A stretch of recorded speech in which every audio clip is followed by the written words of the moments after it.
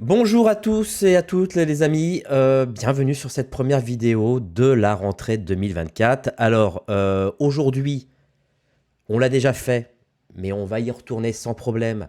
On va parler du choix de la sensibilité en ISO ou en ASA ou en DB de votre caméra vidéo numérique. Et contrairement à ce qu'on peut penser, ça pose pour beaucoup, et dont moi, et bien d'énormément de problèmes de choix. Voilà, on va en parler tout de suite après ce bon vieux générique.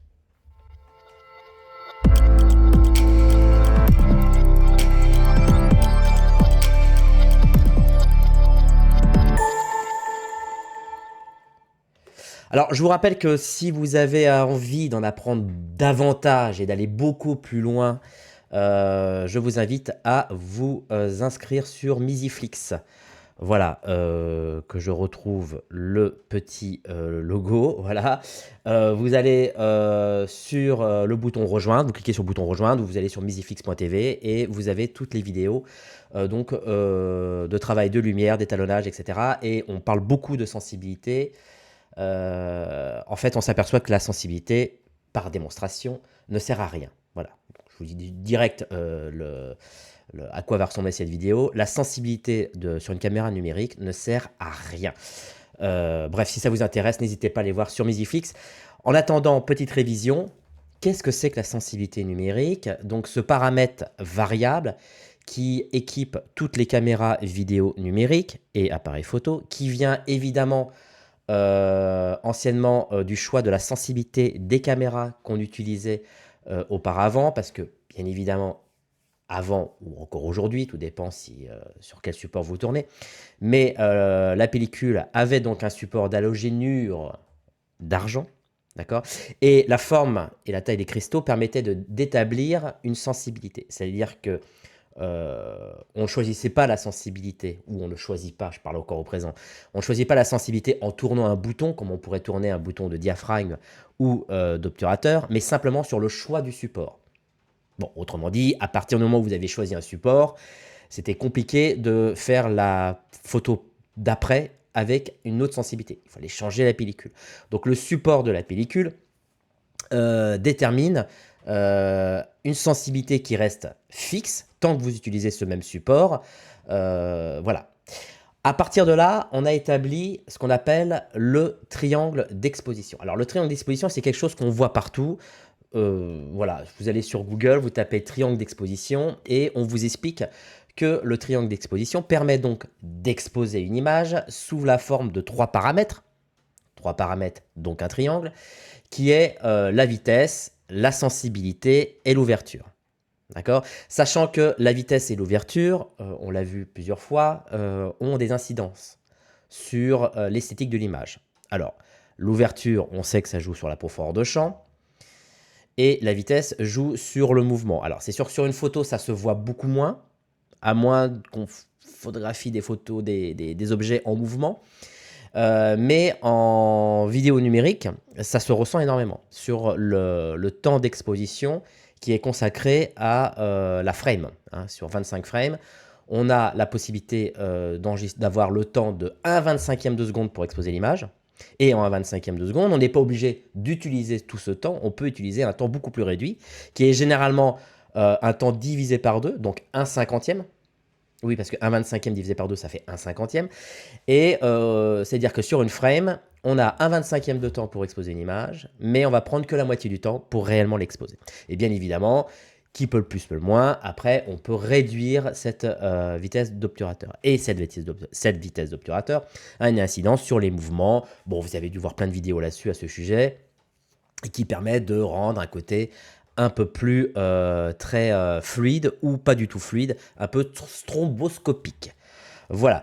Et d'un côté, vous avez le choix de la sensibilité. Voilà. La sensibilité, qui donc est un paramètre qui se mesure en ISO ou en ASA, qui permet donc de terminer. Sauf que ce triangle d'exposition, voyez-vous les amis, et je l'ai déjà dit plusieurs fois sur cette vidéo, est un peu faussé, puisque, encore une fois, la sensibilité en argentique, c'est quelque chose qui est difficile à changer, à moins de changer de support.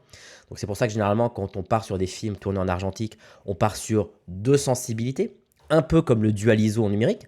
C'est-à-dire qu'on va partir sur une sensibilité généralement en 35 mm qui est du 500 ISO pour tout ce qui est les intérieurs, et on va partir sur des sensibilités beaucoup plus basses, genre du 100 ou du 50 ISO pour les extérieurs. Voilà. Alors le seul truc qui était l'inconvénient, c'est que évidemment quand on regardait un film avec des images entrelacées entre l'intérieur et l'extérieur, on pouvait voir un changement de texture, notamment du grain. Ça maintenant aujourd'hui dans le numérique, ça revient sur le choix du dual ISO, c'est-à-dire qu'on vous propose deux bases d'ISO. Ça peut être, je sais pas moi, je peux dire des conneries, 800 et 3200 par exemple, qui est un choix qui permet donc de pouvoir faire un peu comme on faisait en argentique, c'est-à-dire qu'on prend le choix d'utiliser une sensibilité basse ou une sensibilité haute. Cela dit, maintenant, dans la plupart des caméras qui ont une seule et même sensibilité à vous proposer, eh bien, cette sensibilité, elle est variable. Mais est-ce que véritablement, cette variabilité a vraiment un sens? Ça, c'est la question qu'on se pose dans cette vidéo. Bon, vous voulez la réponse? C'est bien évidemment non. En fait, jouer sur la sensibilité de la caméra, c'est à peu près la même chose que si vous jouez sur le bouton Bright ou luminosité de votre moniteur. Bon, j'exagère un peu, mais on n'est pas loin.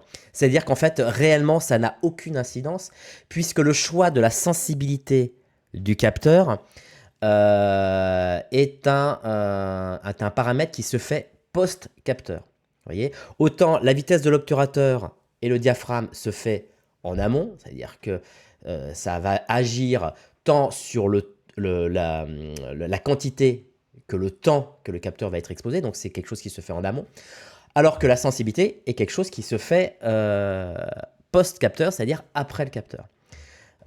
On n'a pas, quand vous jouez sur la sensibilité de votre caméra, vous ne changez pas de capteur, bien évidemment, sauf si vous êtes dans un cas de dual ISO. Mais oublions le dual ISO, travaillons par base, choisissons un ISO ou plutôt que l'autre, et voilà, quand vous tournez la sensibilité, en fait, vous ne jouez pas réellement sur la sensibilité du capteur, on fait donc un traitement, ça se joue sur le traitement, qui se fait post-capteur, pardon, excusez-moi, qui se fait post-capteur. Donc en gros, c'est toujours la même quantité de lumière qui est saisie, tant sur le temps que sur la quantité sur le capteur. C'est simplement un système d'amplification ou de désamplification qui agit après le capteur. Alors évidemment, lorsque vous désamplifiez, voilà, donc le contraire d'amplifier, plus vous allez réduire le bruit parce que vous allez tasser votre signal, et forcément en tassant le signal, vous allez tasser les basses lumières là où se situe la pulpe du signal, à savoir le bruit. Alors à partir de là, on a déterminé une dynamic range, d'accord, sur les caméras. Donc c'est-à-dire qu'une dynamic range, ça vous permet réellement de connaître la répartition dynamique de votre capteur. C'est-à-dire qu'à partir d'un gris 18%, qui est un gris moyen, on considère que tout ce qui est en dessous du gris 18%, ce sont des basses lumières. Tout ce qui se situe au-dessus du gris 18%, ce sont des hautes lumières. D'accord? Et le pivot, cette frontière, c'est le gris 18%. Et on s'aperçoit qu'en fonction de la sensibilité, du choix de la sensibilité de votre caméra, qui reste néanmoins toujours la même sensibilité, on s'aperçoit que cette répartition de la dynamique est variable. D'accord? C'est-à-dire que plus vous allez descendre en sensibilité, plus vous allez favoriser les basses lumières. C'est-à-dire enregistrer beaucoup plus d'informations dans les basses lumières. Plus vous allez utiliser une sensibilité haute, plus vous allez vous allez privilégier les hautes lumières. Alors, ça, c'est il y a un petit j'arrive pas à parler. Un paradoxe, oui, bon, je sais pas, qui est que généralement, on a tendance à utiliser une sensibilité basse plutôt quand il y a beaucoup de lumière, et une sensibilité haute quand généralement il n'y a pas beaucoup de lumière. Et c'est là qu'on tombe dans le piège de la sensibilité.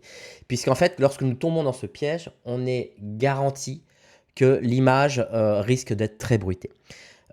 Finalement, en fait, si on veut réellement jouer sur la dynamique du capteur, on aurait plutôt tendance à utiliser des sensibilités basses lorsque on travaille en basse lumière, donc parfois en faible luminosité, et utiliser des sensibilités hautes lorsqu'on travaille justement dans une très haute lumière, là où il y a beaucoup de lumière. Alors, je sais, ça va en sens contraire de ce qu'on pourrait imaginer.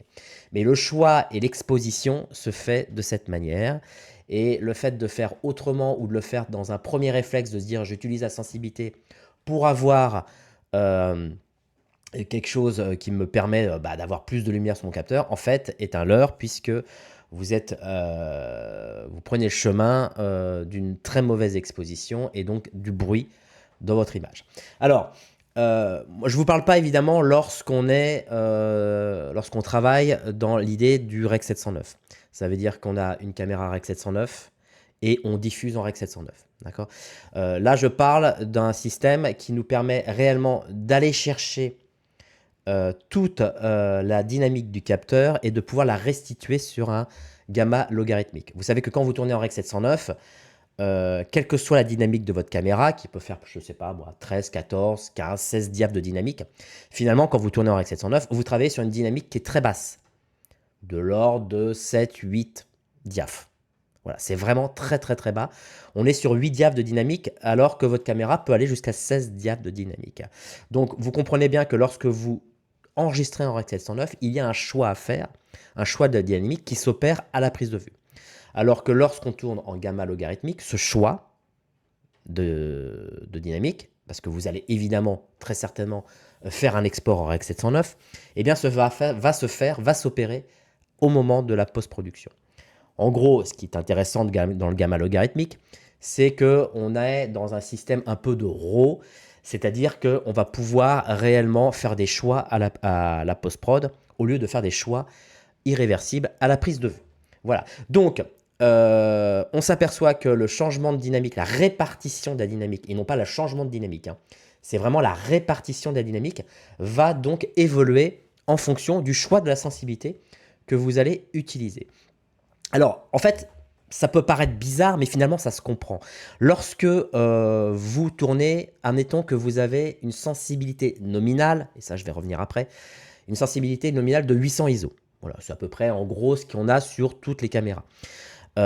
Vous exposez à 800 ISO votre image, et donc vous avez une image qui est correctement exposée, vous avez une répartition des dynamiques qui est à peu près à 50-50, c'est-à-dire que vous privilégiez à peu près les basses lumières et les hautes lumières. Vous voyez, c'est à peu près le cas. Bon, là, il y a à peu près un diaph de répartition qui est un peu différente. On a 7,8 et 6,7 en basse lumière. Admettons que vous exposez à 160 ISO. À 160 ISO, vous allez être... comment dirais-je, vous allez comparer à du 800 ISO, vous allez être surexposé. Donc surexposé, ça veut dire que vous allez automatiquement, quand vous surexposez une image, vous allez rendre au bénéfice les basses lumières. D'accord. C'est-à-dire que vous allez pouvoir, quand vous surexposez une image, généralement c'est les hautes lumières qui vont très vite atteindre le plafond, tandis que les basses lumières, elles vont tout simplement ne pas être dans leur rang. Elles vont être surexposées, mais pas clippées. Donc vous allez forcément automatiquement favoriser les basses lumières. Quand vous tournez à 3200 ISO, ça veut dire que vous allez sous-exposer votre image par rapport aux 800 ISO. D'accord. Vous allez sous-exposer votre image. Donc à partir du moment où vous sous-exposez votre image, vous malheureusement enterrez les basses lumières. Donc c'est pour ça qu'on a une mauvaise répartition dans les basses lumières. Et en sous-exposant toujours l'image, vous allez privilégier les hautes lumières. Bah oui, parce que tout ce qui est haute lumière va permettre de pouvoir être, entre guillemets, sauvegardé. Donc c'est pour ça que finalement, ce choix de sensibilité va vraiment impacter sur est-ce que je veux favoriser les basses lumières ou est-ce que je veux favoriser les hautes lumières. Voilà. Donc ça, c'est un premier constat. Maintenant, la question, c'est, je reviens sur l'idée de sensibilité nominale. J'avais fait une vidéo, je me souviens à l'époque du confinement, qui expliquait réellement qu'il y a une différence entre la sensibilité nominale et la sensibilité native.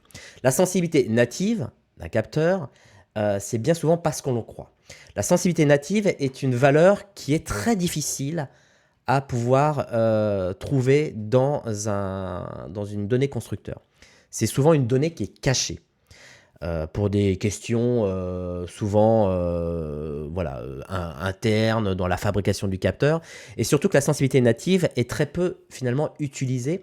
La sensibilité native, c'est quoi? C'est finalement, c'est le capteur qui permet en fait de restituer est de pouvoir convertir une image, on va dire une image, sous la forme d'un signal électrique.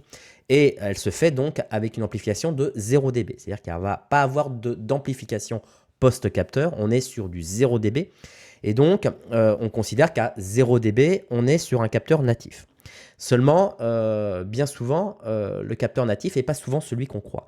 Puisque ce qu'on va avancer généralement, c'est plutôt ce qu'on appelle une sensibilité nominale. Ça veut dire que c'est une sensibilité qui est au-dessus de la valeur native, qui permet, grâce à une sous-exposition du natif, j'espère que j'arrive à me faire comprendre, permettre de pouvoir restituer des hautes lumières. Et certaines caméras, pour pas dire toutes, pour pouvoir gagner en dynamique du capteur, vont justement travailler sur un effet, un peu ce que je pourrais appeler un effet qu'on connaît, qui s'appelait un effet HDR. Alors attention, parce qu'on va un peu tout confondre, qui n'a rien à voir avec le HDR d'un moniteur, mais ce qu'on fait en photo, c'est-à-dire qu'on va faire une double exposition.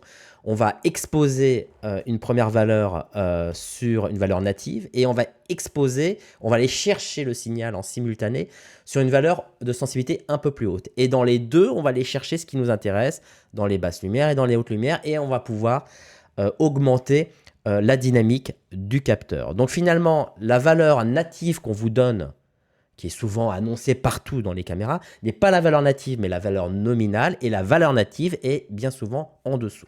Alors finalement, comment connaître réellement la valeur native et la valeur nominale? Eh bien, c'est très compliqué.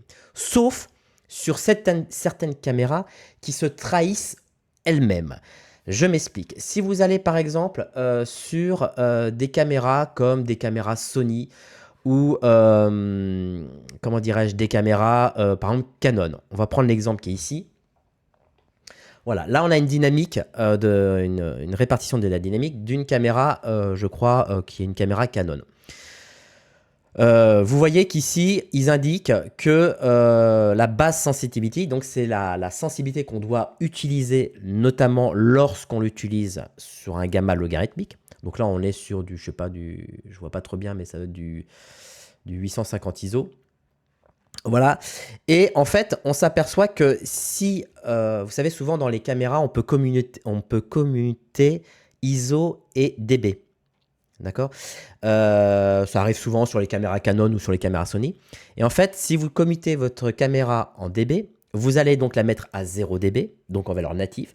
Et là, vous n'allez pas du tout vous retrouver sur une valeur de 800, mais plutôt sur une valeur bien en dessous. Ici, par exemple, à 0 dB, on est sur du 640.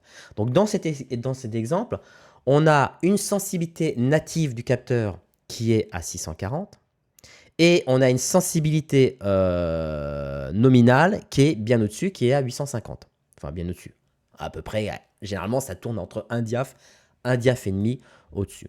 On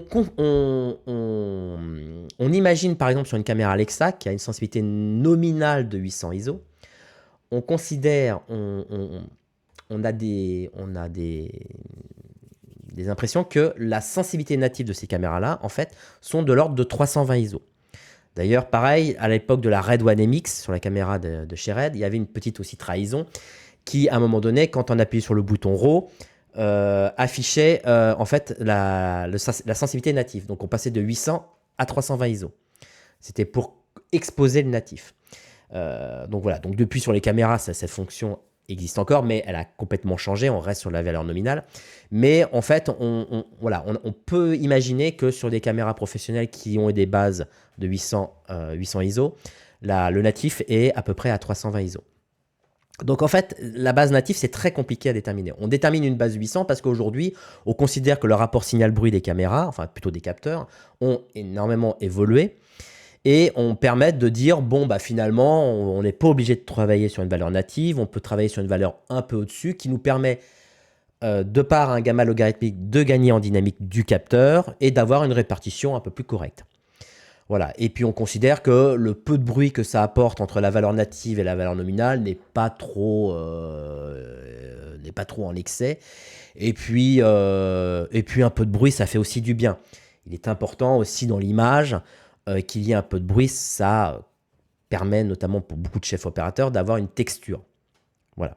d'avoir une texture dans l'image et de pouvoir reproduire cette texture, pouvoir reproduire un grain numérique qui permet de rappeler en fait un effet ciné. Voilà. Alors après, il y a deux écoles. Il y a ceux qui aiment bien cette texture numérique et donc qui vont exposer parfois même à des valeurs bien au-dessus, qui parfois vont utiliser des sensibilités de l'ordre de 1200, autour de 1250 ISO ou 1600 ISO pour avoir cette texture. Et d'autres qui ont envie de descendre sur des sensibilités vraiment très basses pour pouvoir avoir un film clean et de pouvoir rajouter en post-prod eux-mêmes leur grain. Voilà, comme ça, ils permettent d'oser et d'avoir un grain qui est plus proche d'un grain argentique qu'un grain numérique. Donc voilà, ça c'est vraiment les deux écoles des chefs opérateurs. Mais voilà, quoi qu'il en soit, la sensibilité nominale est une sensibilité qu'on n'a pas honte à utiliser. Et d'ailleurs, elle est très utile. Seulement voilà, le problème c'est que lorsque on... Enfin, c'est même pas un problème. C'est qu'en fait, on s'est aperçu qu'en post-production, finalement, le choix des ISO n'a importé peu.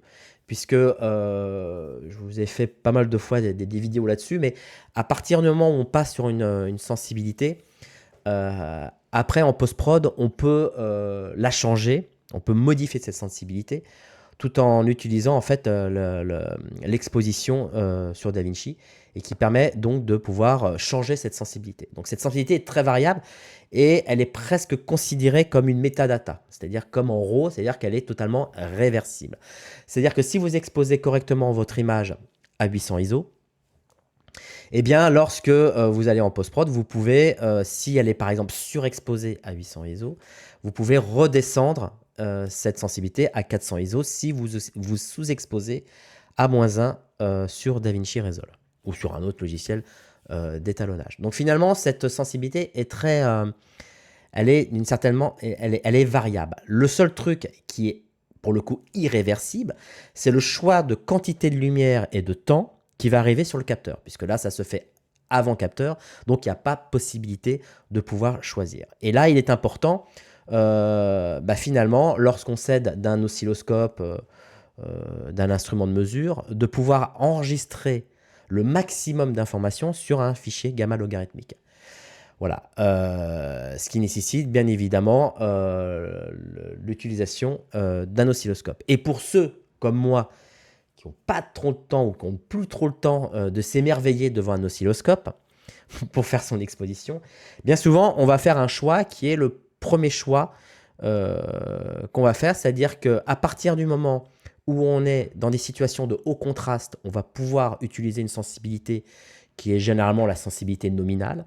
Et quand on se retrouve dans des conditions de bas contraste, alors attention, hein, dans les conditions de bas contraste, ça peut être aussi bien dans des conditions de basse lumière, ou dans des conditions de haute lumière. Admettons que vous tout tournez sur il fait un temps très gris, et vous avez dans votre décor finalement des échelles de gris qui se rapprochent, je sais pas, vous filmez par exemple des feuillages d'une forêt, finalement vous n'allez pas avoir énormément de contraste. Tout va se jouer dans la même densité. Et dans ce cas-là, on peut avoir le choix de tourner sur des sensibilités basses. Voilà, de l'ordre de la sensibilité, en gros se rapprocher de la sensibilité native du capteur. Ça veut dire à peu près 320 ISO. Donc le choix généralement se porte, moi quand je travaille, soit c'est du 800 ISO quand c'est en extérieur avec des forts contrastes, soit c'est du 320 ISO lorsque je suis dans des situations de bas contraste. Et pour le coup, j'ai pas forcément besoin d'un oscilloscope pour pouvoir, exposer mon signal. Je sais néanmoins que si je travaille à 320 ISO, j'aurai en réserve de la sensibilité que je vais pouvoir exploiter en post-prod. Ça veut dire que si par exemple je suis à 320 ISO et que mon image elle est sous-exposée, je sais que j'ai un diaph de tiers de réserve que je vais pouvoir remonter en post-prod. Bref, vous l'avez compris, le choix de la sensibilité est un choix qui dépend réellement du contraste, du taux de contraste que vous avez devant vos yeux et donc devant votre caméra, et n'est certainement pas, et j'insiste, un paramètre d'exposition qui va vous permettre d'augmenter la sensibilité de votre caméra, comment dirais-je, pour des conditions de basse lumière. Je prends un dernier exemple. Admettons, je suis dans une condition où j'ai pas beaucoup de lumière. Je vais shooter un plan à 320 ISO. Je ne veux pas voir grand-chose. D'accord? Et je vais exposer le même plan, aller à 6400 ISO. Je vais mieux voir, quoi. Il y a plus d'informations dans mon signal. Si vous ramenez les deux en post-prod et que de 320 ISO en post-prod, vous le remontez à 6400 ISO par l'intermédiaire d'un paramètre d'exposition, par le Global HDR ou par la méthode de l'offset en iSees, eh bien, vous allez vous retrouver exactement sur la même image. Voilà. À partir du moment aussi, si vous avez enregistré en gamma logarithmique, hein, c'est-à-dire qui permet d'aller chercher toute la dynamique du capteur. Si vous avez tourné en Rec 709, ça ne va pas marcher. Mais si vous tournez sur un gamma logarithmique, vous allez pouvoir aller chercher toutes ces informations. Voilà, je sais que c'est un sujet très complexe qui fait souvent réfléchir beaucoup de personnes et j'ai beaucoup de messages à ce sujet. Néanmoins, si tu veux en savoir plus, je t'invite à aller voir un petit tour sur Misiflix. Et puis surtout, il y a des looks ciné qui sont très intéressants. Voilà. Et on iSees. Ah oui. Puis je te conseille aujourd'hui, on est en 2024. On va arrêter de faire les cons. Si tu as vraiment envie, si tu es passionné par les caméras en log et le travail d'étalonnage, je t'invite à aller travailler en iSees. Et pourquoi pas en HDR. Voilà, je vous embrasse. Bonne rentrée à tous.